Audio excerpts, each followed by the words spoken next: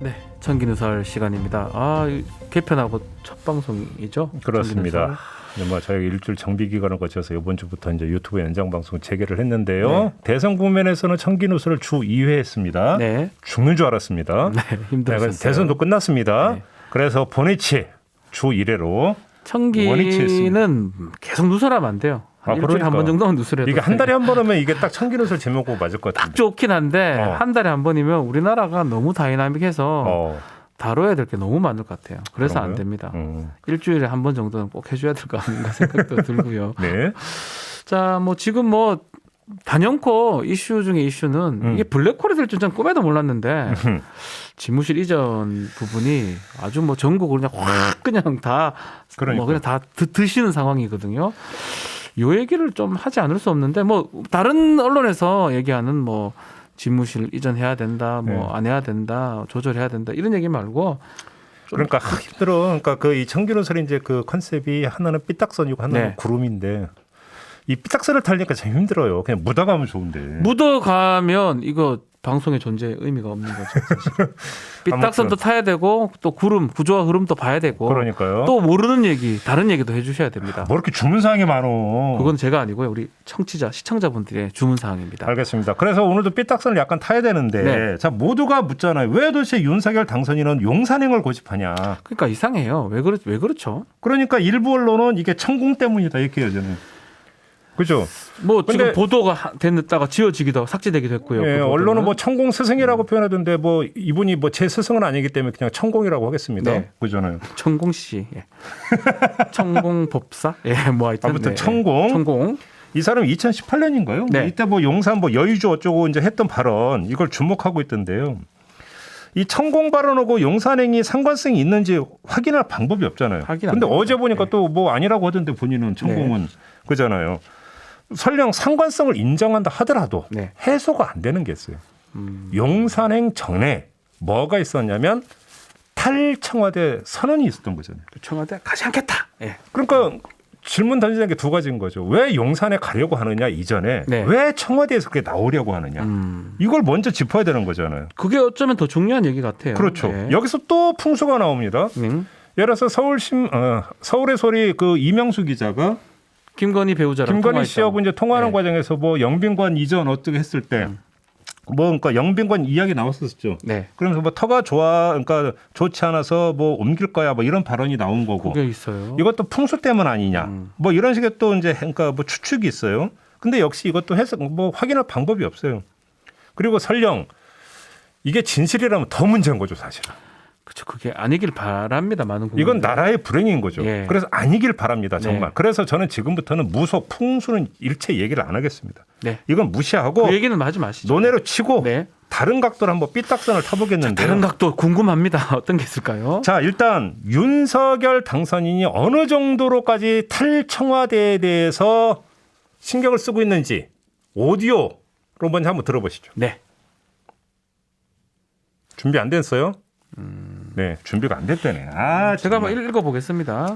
이게 그러니까 그 기자회견에서 3월 20일 기자회견인데요. 본인이 이제 그 밝혔던 내용인데요. 청와대는 절대 들어가지 않고 제왕적 권력의 상징으로 조선 총독부터 100년 이상 써온 데다가 이 장소는 국민께 다 돌려드리고 국립공원화하는 것이 맞다는 생각에는 변함이 없고 시간이 걸리면 결국 들어가야 되는데 들어가서 근무를 시작하면 또 여러 가지 바쁜 일들 때문에 이 이전이 안 된다 본다. 그러니까 했어요. 용산행이 가로막혀더라도 나는 청와대는 절대 안 들어가. 절대 안 간다. 절대 안 들어가 이거잖아요. 맞습니다. 탈청와대는 거의 신념화되어 있다. 아주 뭐 확고합니다. 그 마음은. 자, 이런 어떤 태도에 대해서 김영환 당선인 특별 고문이 21일에 페이스북에 글을 올렸더라고요. 외롭고 고뇌에 찬 결정이다. 이렇게 아주 칭송을 하면서 이 한 구절이 있었습니다. 그의 잠 못 이루는 밤에는 박정희의 월남 파병 결정을 할 때 수북이 쌓인 담배꽁초의 냄새가 나고 일본 문화 개방을 결정할 때 김대중의 블랙커피의 향이 모락모락 피어난다. 외롭고 고뇌에 찬 결정이 두 사례가 먼저 있었다라는 거죠. 박정희의 월남 파병과 김대중의 일본 문화 개방. 이때도 외롭고 고뇌에 찬 결정했는데 그것에 준하는 결정이 윤석열 당선인의 이번 결정이다. 파병 문화개방 그거하고 유사한 준하는 결정. 뭐 이거에 대해서 뭐 이렇게 평가할 거냐 말 거냐는 우리 촌철님들의 평가에 그냥 맡기겠고요. 예. 저는 이걸 보면서 그래? 근데 제가 보니까 빼놓은 사람이 한 명 있더라고요. 누구죠? 어쩌보면 이 문제에 관한 한 윤석열 당선인의 롤 모델일지도 모를 사람. 아하. 누구냐? 바로 YS. 김영삼 전 대통령. YS. YS. 예. 자, 이건데요. 제가 왜 여기서 YS를 소환하는지 예. 그 이유를 일단 이거부터 얘기를 하겠습니다.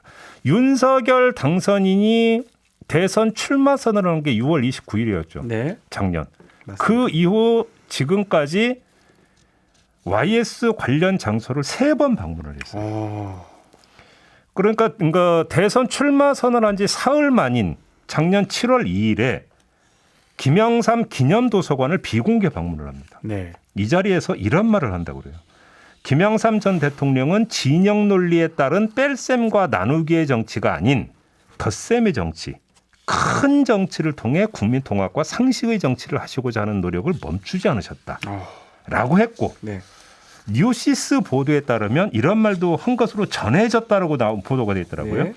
사법시험에 일찍 합격했으면 변호사로 활동하다가 YS 문화생으로 들어갔을 것이다. 사법시험 좀 늦었죠. 네, 라고 그러니까 그 말한 것으로 전해졌다고 뉴시스가 이제 보도한 게 있더라고요. 보도했고요. 이게 첫 번째고 네.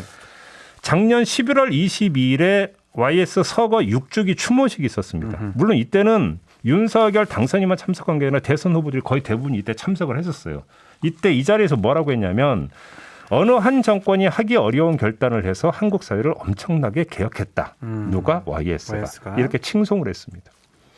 그리고 올해 2월 19일 대선 막판에 그러니까 PK 지역 유세를 하다가 갑자기 경남 거제의 YS 생가를 방문합니다. 예. 이러면서 이 자리에서 무슨 말을 하냐면 정직하고 큰 정치로 개혁의 문민 시대를 여신 김영삼 대통령님의 정신을 배우겠습니다. 늘 어려운 상황에서도 타협하지 않고 단호할 때 단호했으면서 정직하고 큰 정치를 하셨기에 진영에 관계없이 많은 국민들로부터 사랑을 받으셨습니다. 이런 말을 했습니다. 많은 좋은 얘기들 많이 했어요. YS 관련 3번의 방문이 있었는데 방문 자체에 저는 방점을 찍는 게 아니에요. 예를 들어서 그 DJ의 어떤 하이도 생가도 방문한 적이 그렇죠, 있었고 맞습니다. 박정희 생가도 방문한 적이 있었겠네요. 방문 그 자체에서 특별히 강조를 해야 될 부분은 제가 볼 때는 그건 별로 없는 것 같고요. 중요한 건 방문을 해서 했던 메시지인데 그렇죠. 요게 주목거리가 있어요. 근데 그 전에 하나만 더 사실을 환기드리면 YS의 손자 김인규 씨. 그러니까 김현철 씨 아들. 그렇죠. 아들. 예. 이 사람이 선거대책본부 시절에 청년 보좌역을 거쳐서 지금 인수위 청년실무위원으로 결합한 건 알고 지금 있습니다. 일하고 있습니다. 예. 그렇습니다. 예. 그런 관계라는 걸 말씀을 드리면서 3번의 방문에서 내놓았던 3개의 메시지 여기에서 겹치는 부분이 있어요. 어떤 게 있습니까? 2개가 있는데요. 아하. 첫째, 진영을 뛰어넘는 큰 정치를 계속 강조를 해요. 아하. 제가 아까 읽어드린 거에 나오죠. 큰 정치가 몇 번 나오죠. 그렇죠. 2번째, 비타협적 개혁을 강조를 해요. 맞습니다. 반대가 있더라도 무릅쓰고 전진하는 개혁을 강조. 밀어붙이는 거. YS가 뭐. 자, 맞죠. 그러면 윤석열 당선인은 YS에 무엇을 보고 이렇게 평가를 했을까? 저는 그러니까요. 이게 궁금했어요. 진영을 뛰어넘는 비타협적인 개혁 부분 어떤 게 있을까요? 특히 여기서 뭐 YS 뭐 여러 장면이 많이 있기 때문에 이 탈청와대 네. 내지 용산행과 관련된 큰 정치면서 비타협적 개혁 사례가 뭐가 있을까를 찾다가 제가 찾아낸 게 하나 있어요. 뭐죠? 뭔지 아십니까? 뭐가 있을까요? 한때 중앙청이라고 불렸던 조선 총독부 총독부. 건물 철거가 있었습니다. 이야, 딱 떠오르네요. 이게 갑자기 그냥 이게 하루아침에 없어질 줄은 꿈에도 몰랐었거든요. 기억하십니까? 기억하죠. 이거 엄청 큰 그때 일이었었는데 네. 아무튼 명분이 이거였잖아요. 일제히 잔재를 청산해서 네. 우리의 상징인 경복궁의 본 모습을 찾고 민족 정기를 바로 세운다. 이야. 이러면서 이제 역사 바로 세우기 어떤 신호탄 비슷했던 게 바로 이거였어요. 예. 이게 뭔가 지금 탈청와대하고 뭔가 묘하게 겹치는 부분이 있다는 생각 안 드세요? 약간은 겹치는데 뭔가 다른데요. 그래도 물론 예. 윤석열 당선인이 이거를 벤치마킹 했는지 안 했는지는 저는 몰라요. 우리가 지금 생각하는 그래서 거니까. 예. 벤치마킹 했다라는 이야기를 하지는 않겠습니다. 네. 그래서 지금부터는 이야기를 이렇게 돌리겠습니다.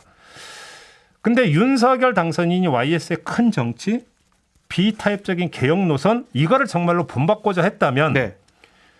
YS가 했던 그런 어떤 발걸음과 지금 윤석열 당선인이 탈청와대에서 보이고 있는 발걸음이 과연 같을까? 이건 비교 평가는 해볼 수는 있죠. 그렇죠. 그거를 조선 총독부 건물 철거를 가지고 제가 한번 비교를 해볼 텐데요. 그걸 잣대 삼아서 한번 비교를 해볼 테니 한번 봅시다. 일단 겹치는 얼핏 보면 비슷해 보이는 점이 있어요. 네. 첫째, 단독 결단이라는 점입니다. 무슨 이야기냐면 예. YS의 경우 나중에 국회의장도 했고 비서실장을 지낸 박관용 전 의원이 있지 않습니까? 네. 이분의 증언이 있는데 이게 YS의 단독 결단이었다는 거예요. YS가 청와대에 들어가기 전에 이미 철거를 결심을 했는데 그 계기가 두 가지로 추측이 된다라는 네. 거예요. 일단 경복궁을 둘러보던 일본인 관광객이 우리가 지어진 건물이야라고 말하는 걸 들었대요. 그러면서 기념사진을 찍더라는 걸 그러니까 YS가 봤다라는 거예요. 일본 사람이 그랬다는 거죠. 예. 두 번째가 YS가 야당 의원 시절에 일본 의원 집에 초대받아 간 적이 있는데 네. 그 의원 집에 갔더니 벽에 사진이 걸렸는데 그게 총독부 건물 사진이더라고요. 이야. 뭐야 이게 이렇게 돼가지고 조선 총독부 건물 철거를 YS가 단독으로 결정을 했다. 이야. 그렇게 자기는 추정한다라고 박관영 그러니까 단독 결단이에요. 의장이 그러니까 회고를 했다라는 게. YS 혼자서 결단. 근데 지금 보세요. 네. 이 그 탈청와대 같은 경우도 윤석열 당선인이 아까 그랬잖아요. 신념화되어 있다고. 그렇죠. 지금 그런 느낌입니다. 절대 안 들어가겠다. 그런 점에서 비슷한 부분이 일단 보여요. 두 번째 비타협성인데 네. 조선 총독부 건물 철거한다고 할 때 난리가 났었어요. 당시 김종필 자민련 총재 이 건물은 재헌국회 의사당으로 쓰였던 건물이고 이 국기 개양대는 해방됐을 때 처음으로 태극기가 올라간 곳인데 이거를 그냥 없애버리는 게 말이 되냐. 네. 최소한 독립기념관으로도 옮겨야 된다라고 주장을 했거든요. 그다음에 그때 또 역시 야당했던 새정치국민회의 대변인이 누구냐면 지금의 박지원 국정원장인데 국정원장. 박지원 대변인인 그때 뭐라고 했냐면 치욕의 역사도 역사이니까 보존하자고 주장을 했어요. 맞아요. 예. 야당이었던 새정치국민회의와 자민련은 그렇다 치고 그때 여당이었던 민자당은 민자당 역시 철거 방침을 재고해달라는 내용의 보고서를 작성을 해서 올려요. 여기에다가 사회 각계 인사 1117명은 건물 보존 시민 모임을 만들어서 반대를 하고 나서요. 진짜 많은 각계각층에서 굳이 없애야 되냐 이런 얘기 많이 했어요. 엄청난 반대가 있었다는 네. 거예요. 이때 YS의 대답이 뭐였냐? 실댐 소리 마라. 라는 거였다는 거예요. 실댐 소리다. 말 그대로 비타협적으로 밀어붙였다는 거예요. 그렇죠. 완전 밀어붙였어요. 비슷하죠? 네. 그다음에 타이밍이 비슷해요. YS가 총독부 건물 철거를 처음으로 그러니까 입에 올린 최초의 시점을 한 학자의 말에 따르면 1993년 4월 1일이라고 합니다. 아이 그러면 진짜 취임하고 얼마 안 됐을 텐데요. 취임하고 한 달 조금 지난 다음에 그렇죠? 조선 총독부 건물 철거를 언급을 하고 이야. 공식적으로 철거 지시가 내려지는 부분은 그로부터 몇 달 뒤이긴 한데 예. 딱 아무튼 최초 언급 시점이 이때라는 겁니다. 이야. 이때 국내에서 이제 철거 논의가 불붙었잖아요. 그러니까 이때 일본 정부가 이 비용 모두 우리가 부담할 테니까 건물의 원형을 그대로 우리한테 이전하게 해달라는 입장을 내는. 네, 그것도 기억이 납니다. 예. 기억나시죠? 예. 이것이 우리 국민 감정을 자극을 해요. 그래서 철거 지지 여론이 비등해져요. 그 끝에 나온 게 뭐냐면 YS가 이런 유명한 어록 중에 하나겠습니다. 일본의 버르장머리를 고쳐놓겠다. 버르장머리를 고쳐놓겠습니다. 이게 이랬어요. 예. 1993년 11월 한일 정상회담 맞습니다. 후 기자회견에서 했단 말이에요. 그다음에 타이밍이 비슷한데 이 타이밍에 이렇게 가져가면서 그걸 뭘로 삼았냐면 개혁의 동력으로 삼았어요. 네. 진영을 뛰어넘는 결단을 보임으로써 YS의 지지율은 YS가 아마 대선 때 얻었던 지지율이 40%대였을 거예요. 예. 그게 높지 않았어요. 다 후보가 많았기 때문에. 기록적인 지지 90%대로 치고 올라가요. 아, 그때 뭐 서태지 뭐 이런 얘기를 했었습니다. 연예인 그건 기억이 안 나네. 연예인 인기 이상이라고 했었어요. 그러니까요. 예. 이를 토대로 여러 가지 개혁 정책을 밀어붙이죠. 네. 더불어 이때 나왔던 파생 효과가 뭐냐면 한동안 죽어있던 친일 담론인을 다시 불러일으킵니다. 네. 이걸 계기로 이런 일이 있었습니다. 아, 그때가 딱 떠오르니까 좀 뭔가 청와대 지금 비슷한 것 같기도 그러니까 지금 한데요. 윤석열 당선인의 행보와 그때 예. YS의 행보는 뭔가 묘하게 비스무리한 부분이 있어 보여요. 닮아 있어요. 닮아 있어요. 그래서 혹시 예. 벤치마킹 건가라는 어떤 생각을 제가 한번 해봤던 건데 예. 물론 확인할 길은 없어요. 예. 그런데 여기서부터가 이제 본론인데 예. 그건 착각이다. 차이점이 있다는 거죠. 잘 볼게요. 일단 YS 결단 이면에 전자 앞전자를 쓴 전사가 있어요. 네. 조선 총독부 건물 해체를 처음 지시한 사람이 누군지 아세요?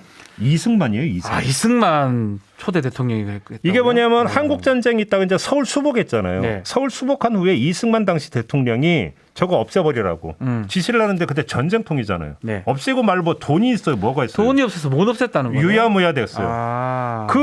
그다음에 YS의 전직 대통령이 노태우잖아요. 예. 노태우 당시 대통령이 1991년에 조선 총독부 건물 해체를 지시를 해요. 네. 근데 이때 뭐 청와대 이제 인사요인 비서진 교체 이런 게 되면서 이것도 유야무야 되고. 유야무야 되고. 그랬다가 YS가 93년에 치고 나오는 건데 물론 YS가 이승만이나 노태우의 사례를 따라서 치고 나온 게 아니라 아까 그 박관영 그 전 의장의 어떤 회고에 따르면 아무튼 본인이 결심을 굳혔던 결정적인 그렇죠. 계기. 예. 그런 개인적인 계기였다 이 말씀인 거고 우리가 주목할 거는요 진행 과정인데 YS는 전혀 전격적이지가 않았어요. 제가 다시 한번 정리해 드릴게요. YS가 처음으로 철거 지시를 내린 건 지시라기보다는 언급을 한 게 1993년 4월 1일이고 네. 이걸 이걸 공식적으로 지시한 게 언제냐면 1993년 8월 9일이에요. 좀 걸렸네요, 시간은. 네. 그런데 철거가 완료된 시점이 언제냐면 1996년 12월 13일이에요. 그렇죠. 그러니까 최초 지시 후에 숱한 정치 사회적 논란을 거친 다음에 어떻게 되냐면 1995년 3일절에 철거 선포식을 해요. 맞아요. 예.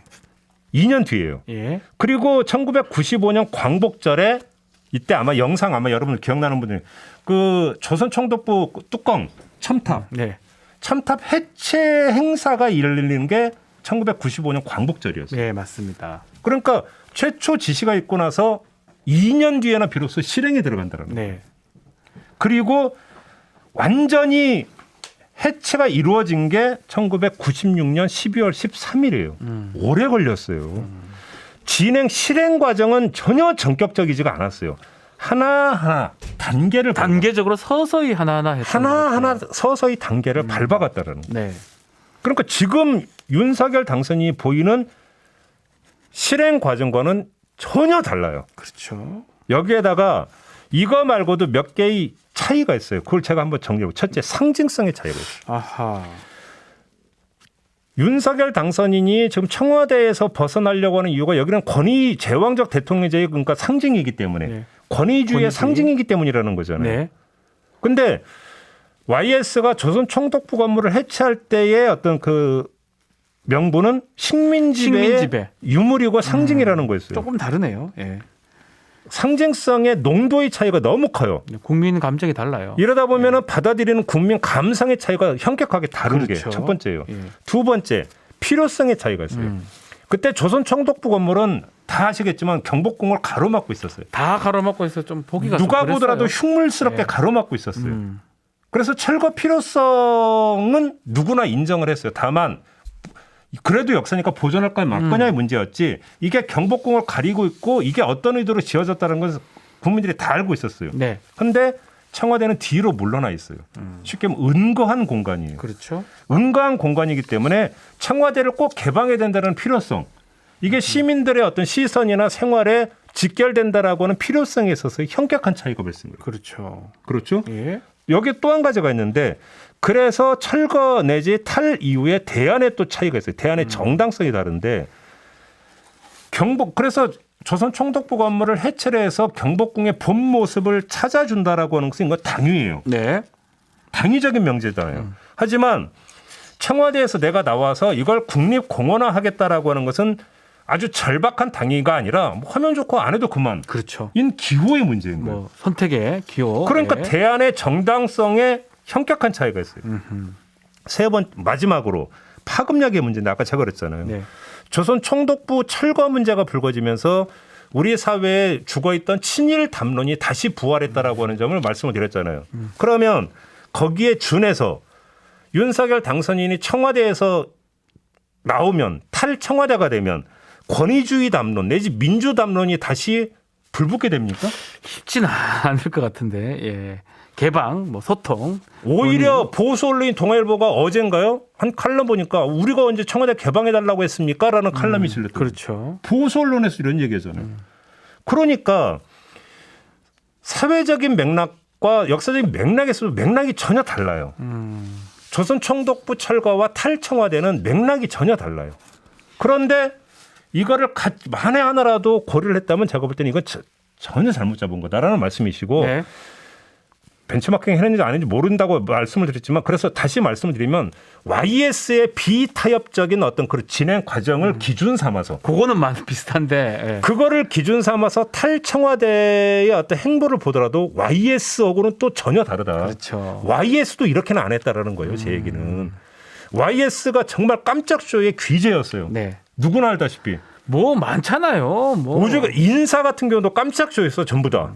그래서 깜짝 쇼는 YS를 따라갈 사람은 없어요. 그 누구도 없어요. 진짜 깜짝쇼 잘했었어요. 그렇게 깜짝 쇼를 많이 했던 YS도 이렇게는 안 했다라는 거예요. 제 얘기는. 천천히 했던 건데요. 어쩌면 시작은 했지만 단계별로 진행 과정 다 밟아가면서 했다라는 거예요. 깜짝 쇼의 달인인 YS도. 근데 왜 이렇게 하냐라는 거예요. 이게. 그런 점에서 놓고 본다면 지금 윤석열 당선인의 탈청와대 행보가 이것이 비타협적인 개혁 노선인지 아니면 나 홀로 아집인지 이거를 얼마든지 판단해 볼 수 있는 문제 아니겠습니까? 그렇죠. 그런 점에서 네. 저는 이 점을 말씀을 드리고 싶은 거예요. 사실 뭐 이걸 갖고 뭐 비판하려고 하는 게 아니고 비교를 하면서 YS 때 하고 어떻게 차이가 나는지 그 말씀을 지금 하시는 거니까요. 네. 아, 들어보니까 그때 93년 4년 그때가 기억이 나네요. 네. 말도 뭐 진짜 YS는 정말 추진력 하나는 최고였었는데요. 그런데 이 총독부 건물은 사실은 그렇게 빨리 가진 않았던 것 같아요. 그러니까 3년 걸렸다니까? 오래 걸렸던 것 같아요. 네, 네. 네. 자, 많은 분들이 글 주셨습니다. 청기누설 앞으로 할 일이 태산 같다는 또 정희님 글도 있고요. 남이라님은 청기누설 삐딱선 계속 부탁드려요. 어차피 청기누설은 삐딱선하고 구름이 컨셉입니다. 다르게 하지 않습니다. 자, 한 528HZ님인데요. 용산 주민들 먼저 촛불 드십시다 얘기도 했고요.